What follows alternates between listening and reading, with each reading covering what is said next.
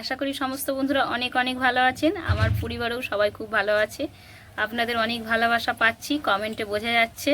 আপনারা এভাবেই আমাকে ভালোবাসুন, তবে আপনাদের আশীর্বাদে আমি এভাবেই এগোতে পারবো।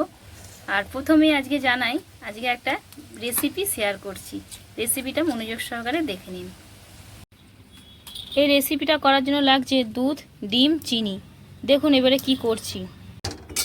রেসিপিটা করার জন্য এলাচ লাগবে, তাই শুকনো কড়াই 3টে এলাচ আগে ভেজে নিচ্ছি, নিয়ে গুঁড়ো করে নেব। এলাচগুলো তো ভাজা হয়ে গেল, নামিয়ে নিলাম। এরপর দিয়ে দিচ্ছি চিনি,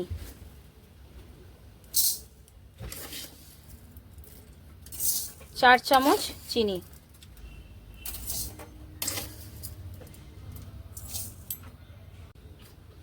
চার চামচ চিনি দিয়েছি মানে 2 চামচ জল দেবো, বেশি দেবো না।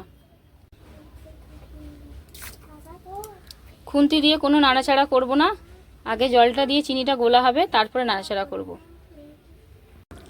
বন্ধুরা এবারে নাড়াচাড়া করব। দেখতে পাচ্ছেন এটা তৈরি হলো ক্যারামেল। আজকে রেসিপিটা শেয়ার করছি পুডিং। আর গ্যাসটা মিডিয়াম রাখবেন যখন ক্যারামেলটা তৈরি করবেন, খুব জোরেও নয় খুব আস্তেও নয়।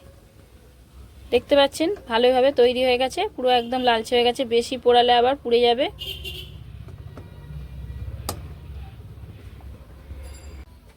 এই ক্যারামেলটাকে এবারে পুডিং যে পাত্রে আমি বসাবো সেই পাত্রে নিয়ে নিচ্ছি গরম গরম অবস্থায়।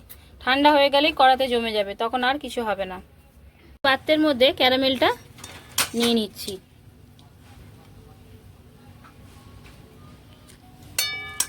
এটা কিন্তু এরকম গরম গরম অবস্থাতেই করতে হবে।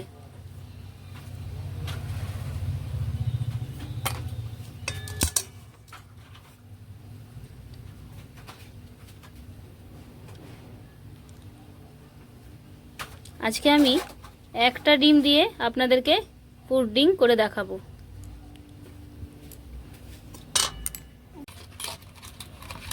বাটির চারিদিকে এরকমভাবে লাগিয়ে দেবো,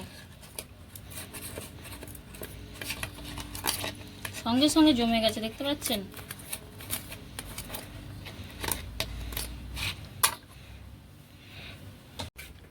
এবারে দুধটাকে গরম বসিয়ে দিয়েছি।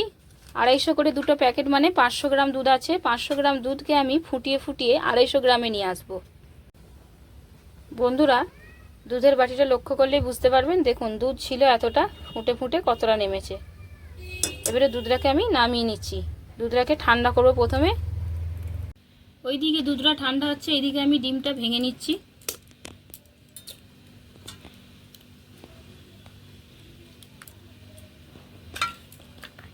চিনি যে নিয়েছিলাম, চিনিতে কত প্রাণী এসে গেছে দেখুন, কত পিঁপড়ে এসে যাচ্ছে। এবারে ডিমটাকে ভালো করে ফেটে নেব।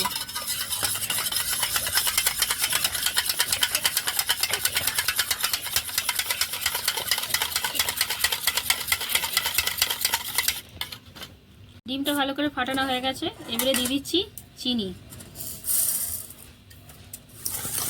ভালো করে চিনিটাকেও ভালো করে ফেটবো ডিমের সাথে। যতক্ষণ না চিনিটা গলছে ততক্ষণ এরকমভাবে আমি নাড়ানাড়ি করব।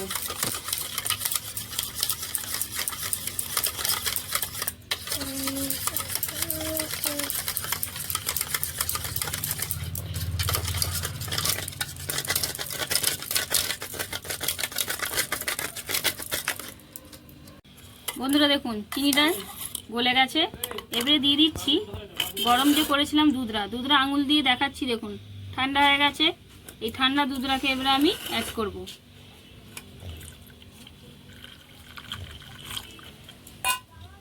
ডিমের একটা আঁশটা গন্ধ ছাড়ে, সেই গন্ধটা যাতে না ছাড়ে তার জন্য আমি দিয়ে দিচ্ছি ওই যে এলাচটা আমি গুঁড়ো করলাম, ওই এলাচ গুঁড়োটা দিয়ে দিচ্ছি।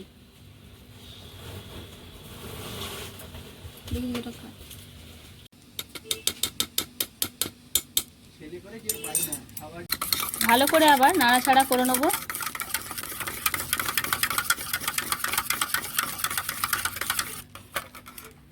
দুধটা ভালো করে ফেটানো হয়ে গেছে। এবারে ক্যারামেলটা যে বাটিতে সেটিং করেছিলাম ওই বাটিতে ছাঁকনি দিয়ে দুধটাকে ছেঁকে দিয়ে দেবো।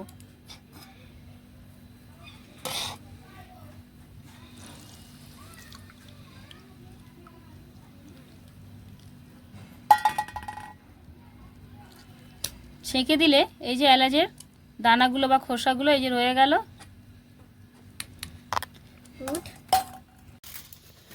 এই বাটিটার ওপরে এবারে পলি পেপার দিয়ে ভালো করে মুড়ে নেব।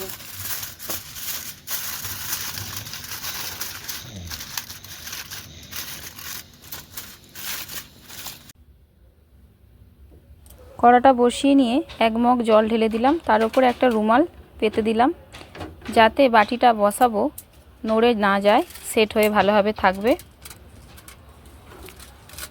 দেখতেই পাচ্ছেন রুমালটা দিলে বাটিটা আর নড়বে না। এর ওপরে এবারে ঢাকা দিয়ে দেবো।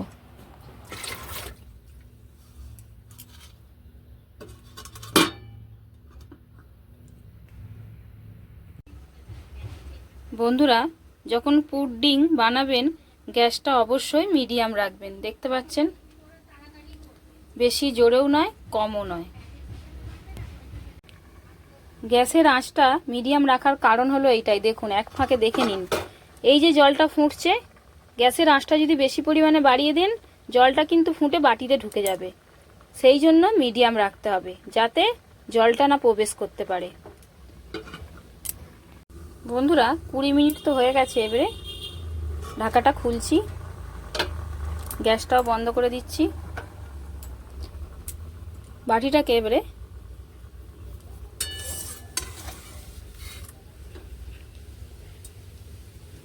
দেখতে পাচ্ছেন সামান্য এখনো জল রয়েছে, শুধু কড়াটার মধ্যে দাগ হয়েছে, আর কিছুই না, মাজলেই উঠে যাবে, কষ্ট করতে হবে একটু।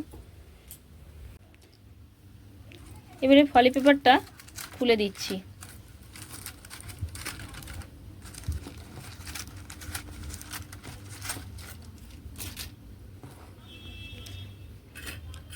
একটা কাঠি নিয়েছি ভালো করে ধুয়ে, কাঠিটা দিয়ে দেখছি স্মুথ উঠে আসবে কিনা।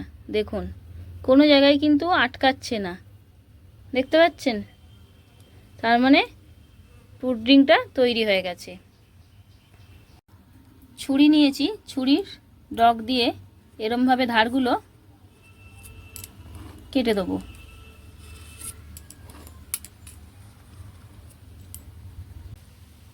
চারিদিক কেটে দিয়েছি ছুরির ডগ দিয়ে। এবারে একটা প্লেট নিচ্ছি, এবারে এরমভাবে বাটিটাকে উল্টে দেবো। তাকদুমা দুম দুম, তাকদুমা দুম দুম। এবারে আমি খুলছি, দেখুন একটু গরম তো খুলতে কষ্ট হচ্ছে। বন্ধুরা আমার ছেলে হাতটা নাড়িয়ে দিতেই আমার ওই দিকটা ভেঙে গেল। দেখতে পাচ্ছেন এই দিকটা কত সুন্দর হয়েছে, দেখুন কতটা থলথলে, দেখতে পাচ্ছেন নড়ছে কত সুন্দর। আমার ছেলে ফট করে হাতটাকে নাড়িয়ে দিল, ভেঙে গেল এই দিকটা। ছুরি দিয়ে কাটছি, দেখুন